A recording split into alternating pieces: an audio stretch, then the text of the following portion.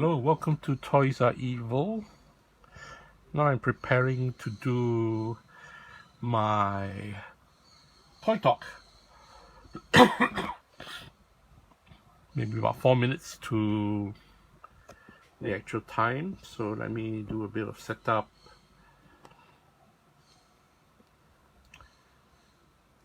Get acquainted.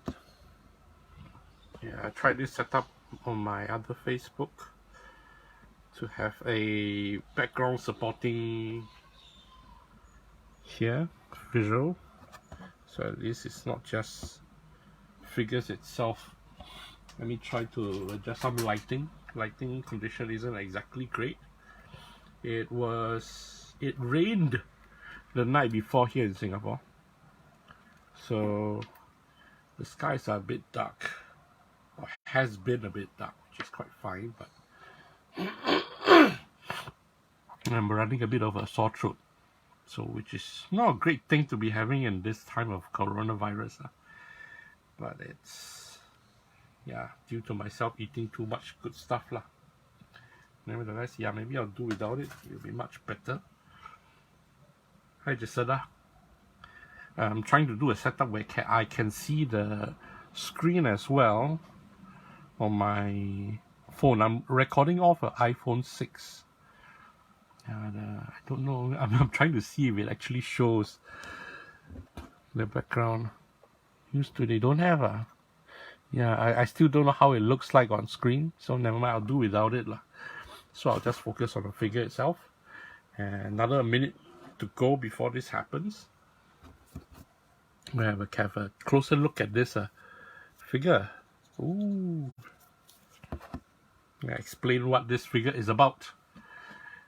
3 persons on board. All cool lah. Thanks for coming in to watch. And I will officially start my toy talk. Welcome to Toys Are Evil. Today we'll take a look at Mini Qee. Mini Qee, this is Mr. Pinkerton. Mr. Pinkerton, designed by Scott Tolleson for Toy2R back in the day. Toy2R. This Mini Qee is 5 inches tall, and it is on a bunny platform. Let me see if I can grab a picture here. Bunny platform. Yeah, you can see from behind. It's a Bunny Qee platform. One of the few Mini Qee figure animal-like shapes and forms that was created by Toy2R back in the day. Toy2R is spelled T-O-Y with a literal number 2 and an R. Toy2R. Let's have a look at the colorway editions. There were 4 colorways that were released. Now, can you see clearly? I mean, I'm just trying to do it as a live, Facebook Live sort of format. There were 4 colorways released. Why is there water on my... There were 4 colorways released. As we can see from Tramped. Yeah, let's refer to Tramped. There are 4 colorways. There's the pink Mr. Pinkerton. And there is a antique grey Mr. Pinkerton. In this context, there are 4 versions. There is the regular Mr. Pinkerton as is. And there's the Mr. Pinkerton with glasses. So there's the antique grey with glasses and the regular colorway with glasses versus the pink and the grey. I'm thankful to Mr. Scott Tolleson because I managed to get a grey Mr. Pinkerton without the mustache and glasses. Let's have a look. Yeah, this is the guy. This is the guy. Can you see? Let's click and go larger. Open image. Yes, still a bit small. Small, but okay lah. Yeah. Thanks to Trent for keeping up with the archive of figures. It's always a great resource to be able to refer back and talk as if I'm knowledgeable about them lah. Okay, let me darken the background a little bit more because then the figure in front can shine, because the phone is reactive to the light, and I'm working on a very spare, very basic lighting system. People have been telling me, go and buy a new table lamp. If I can afford it, I will, you know. Yes, times are not great, so let's do whatever we have. Having said that, justifying my own poverty, let me talk a little bit more about the figure before we have another look. Excuse me. Designed by Scott Tolleson, this figure was released, or rather announced, in the year 2012. As you can see from the miserable blog post behind, the images are lost thanks to Flickr. But from what I have blogged about, is on their Mini Qee form, and there are 2 versions. So as we saw just now, 4 versions, but in 2 colorways: the antique gray and the regular pink. Yeah. If you Google and find your favorite retailers, you might still be able to find them. They're 5-inch tall. Let me see if I have pictures of the boxes. Yes, I do actually. Let me brighten up the background again. Sorry, up and down. So as you can see from the back, it's a window box. And the designs are very cool colorways. Very muted colors, Americana style. Designed by Mr. Scott Tolleson, no doubt. So they come window box, and you can see the toys itself. From my initial post, they were about a suggested retail price of $28, $28 US. So how much they cost right now, I'm really not too sure. Toy2R is no longer in operation that I know of. So yeah, maybe the price is up there for people to decide lah. Yeah. The figure itself, let's look at the figure itself. Yeah. The figure itself has the design, the skin designs of Mr. Scott Tolleson. I love the half open eyes, if you can call it half open eyes, with the hair, nerdy hair, buttons, print. It's immaculate. The print is immaculate, and I like that there's I've never asked him directly what the design genesis is about, but interesting that there's a wind-up key behind, a little bunny tuft for the tail. This scratch is my doing lah, and I'm not too sure if this scratch at the back is my doing or it's part of the design. My memory fails me. Can somebody tell me? If Scott sees this, tell me lah. Coming back to the feet, I'm a person that places a lot of emphasis on markings. It's appreciative because, like old man me, I might forget, but I love it that there's a date. Although not a lot of toys have dates marked on their figure itself, but there's it's relief. It's a relief. Well, this is a print. Fair enough, because this Mini Qee figure is essentially a platform figure, so it has multiple designs by other artists on it as well. So it makes sense that this is a relief, and this is Mr. Scott Tolleson's logo that remains from then until now. And relevance, not relevance, consistency, that's the word. Consistency is important because through the years, maybe you might want to change your designs, change your logo and whatnot, but consistency helps people recognize. Not everybody has been or is a long-term toy collector. Maybe there's somebody new and they're trying to track back, and maybe a lot of photos that people love to share photos online. One of the reasons why I have a watermark on my photos is right now only because I want people to be able to track down the source of the photos and find out more info. It's as simple as that, to find out more info. All these photos aren't mine in the first place, but the information sometimes is a bit lacking, quite scarily lacking. But that's just me. That's how I work.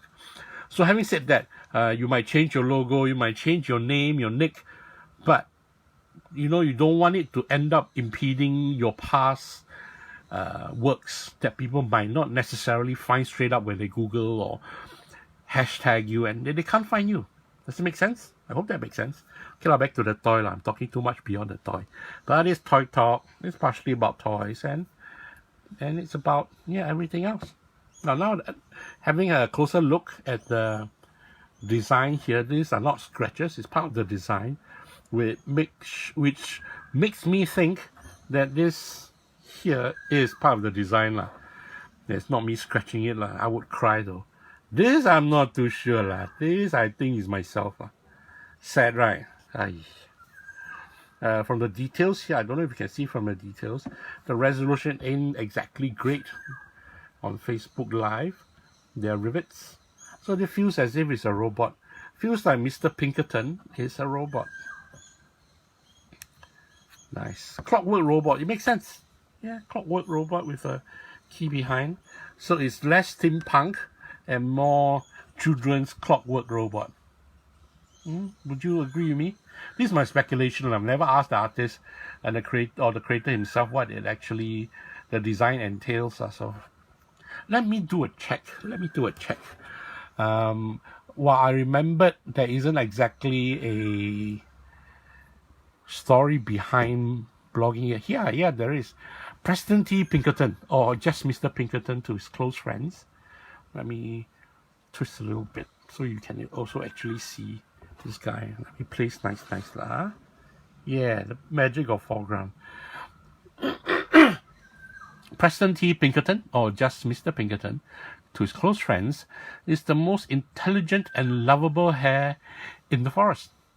He enjoys wearing his lucky pair of magic spectacles, nice, while skipping about on his many adventures. Wind him up and watch him hop, and your joy for Mr. Pinkerton will never stop. It rhymes, man. Cool. I mean, I love stories. Stories are stuff that is readable beyond just an aesthetic. A lot of times, I mean, the toys and the toy world we collect, we dwell in, is a lot of it is aesthetics. And having a story, it adds to that level, adds to that layer, to a depth that people might not necessarily associate with toys. You mention toys to people and people think, oh yeah, okay lah, toys for kids. But when you mention adult figures, then we say adult figures, then it sounds a bit kinky. You mention designer toys, people don't get it. I have on occasions, people on my social media put me on blast and tell me, it's not a toy, it's art, which I will not deny. I've been blogging long enough to, I wouldn't say discern the difference. That's very arrogant of me to say. But it's in the eye of beholders. So when you say toy, a lot of times I would say toy because it's of a certain size. If it's of a certain quality and make and a larger size, I don't necessarily call it a toy myself. But that's just my own assumption. I call it a collectible. But you say collectible, it can be Coca-Cola bottles. Yeah? So it's an eye of beholder. So for this figure, the original concept of this is a toy, which I think is awesome lah. And to call it a toy is not wrong, right? Not wrong. I wanted to show you something else. Next, I prepared a site. It's the Pinkerton Plush.